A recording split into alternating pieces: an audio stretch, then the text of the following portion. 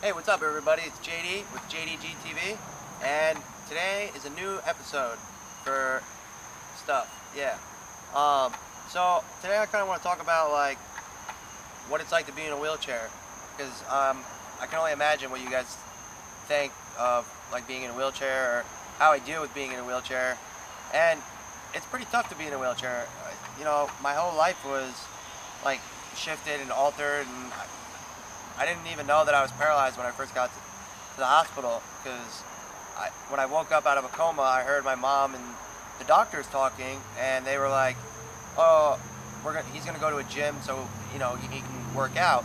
So when I woke up out of a coma, even though I couldn't talk or move anything, and I was kind of oblivious to what was going on, probably because of all the drugs they had me on, I thought I was gonna go to a gym and like work out, because that's what I did before I got hurt. I worked out a bunch. I went to the gym and I lifted a ton of weights, and that was just something I loved to do. And it kind of I guess it got taken away from me.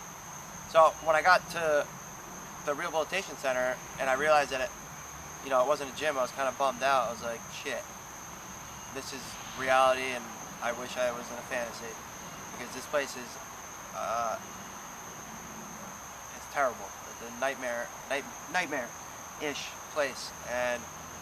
But yeah, so some of the things that I do different now is instead of going to like a gym to lift weights, I go to like a physical therapy place, and they do like a lot of, it's kind of hard to explain. It's like, I would say is like cardio, kind of. Like building your core or working on something that is like your weakest point of your injury, but you can still move. Like, so my right arm was really weak when I first got injured, so we really worked on trying to get my right arm to move, which thank God I can move, because before I could move it, my face would constantly itch, and then I started moving my arm and I could itch my face, and then it wouldn't itch anymore. So thank you, Murphy's Law.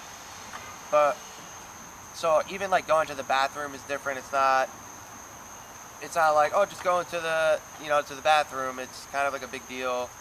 And yeah, it's this injury is completely life altering. I was on top of the world, 17, young, thinking I'm going to go do all these things in the world, and then this injury happened, and it stopped me right in my tracks. And I would admit that I'm a pretty strong person, and even having to deal with this is really debilitating.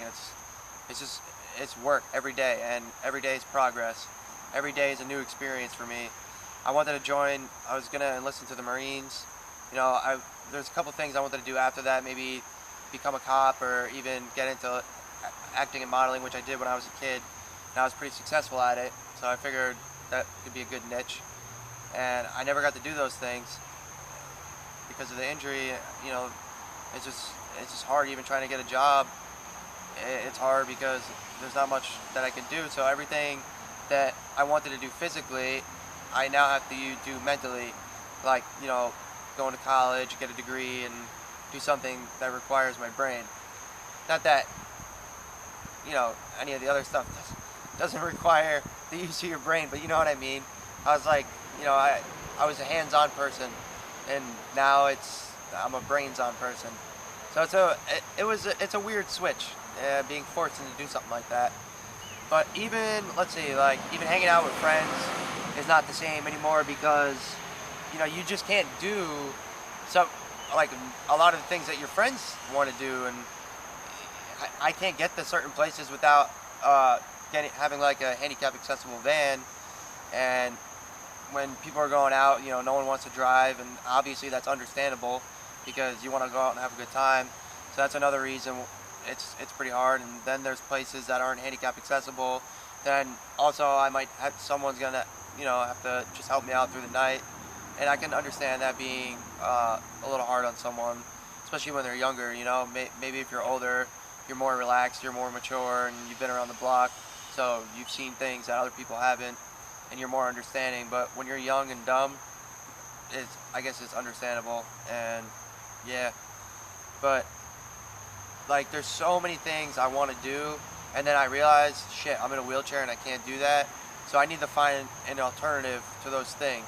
Like I want to like get up and then like out of bed in the morning, uh, run into the shower, get changed, go in my car, drive around, listen to music, and just do whatever, and then sometimes I forget. I'm like, oh crap, I'm in this damn wheelchair and I can't just like go in and go out and do the things I want to real quick. Everything is just harder, but it's all right. I think I have a pretty good attitude on things, and even before my injury, I had a pretty good attitude on things. I don't stop until I think. No, there's not. I think I don't stop something until I complete it, and if I'm not interested in something, then I won't do it. You know what I mean? That's just how I am. That's how my personality is, and I need to be interested in something I want to complete. And being in this wheelchair is really hard because there's not many things I could do that I would like to do because I find them boring. So some of the things I like to do is I like to play video games, and even that is a struggle in itself. And me being able to play some of the video games that I play, like World of Warcraft, Counter-Strike, is a feat of strength in my eyes because when I kill somebody in the game, in the back of my head, I'm like, dude, you just got killed by a quadriplegic, so you suck, and I'm better than you at the game. But yeah, so like I have like a adaptive technology I could use to go on the computer. It's called the Quad Joy, QUAD space Joy. You could Google that. It's pretty cool. That's basically the mouse for your mouth. That's what I call it. Mouse for your mouth. Then I have like these buttons on my lap that I use that I bind to certain keys and stuff. But yeah, I can't wait to get my damn GED so I can go to school and like live my life, because I want to be on my own one day. I want to be able to have, friends and a relationship or just, what everyone wants, and it's hard because I really need to overachieve and strive for the simplest goals that everyone else has, the freedom to, grasp. And for me, it's just a feat of strength. Everything I do is, I amaze myself sometimes where I'm like, wow, I can't believe I'm doing some of the things I've done.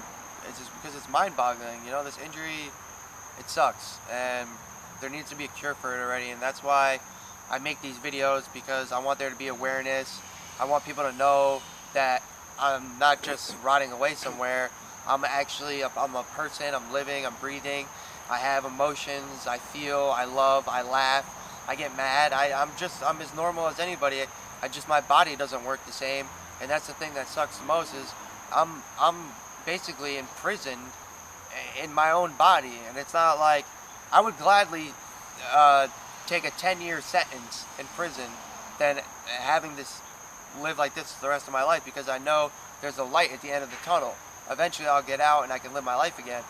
But right now, the only light at the tunnel is hope, and that hope is for there to be a cure.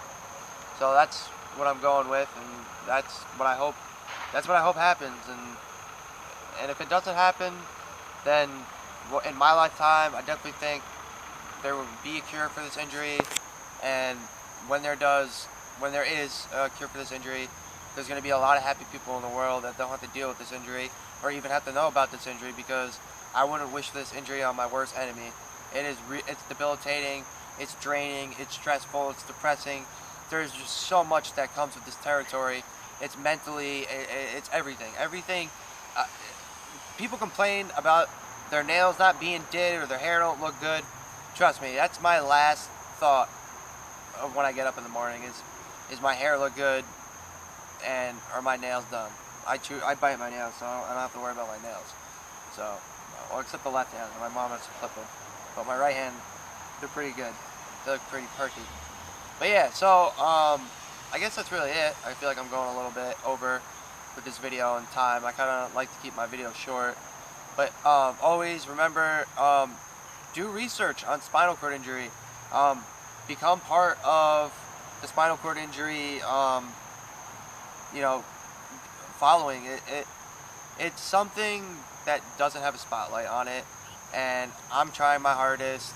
And there's millions of people with spinal cord injury who are trying as well to just put this on the map, because there's just no awareness for it. So yeah, you could follow me on Twitter at JDGTV93. You can go to my website at believeinjd.com, which I am actively blogging, and also I post these videos on that site.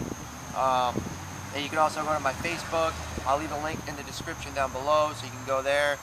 And yeah, make sure to like and subscribe on my YouTube page. Leave a comment. I answer, trust me, I've heard every question in the book. I've heard the most randomest things in the world. I talk to kids, adults of all ages, so I've heard the most weirdest questions, awkward questions. It's alright, you don't be afraid to ask me any question. So yeah, alrighty. I hope you liked this video, and peace out.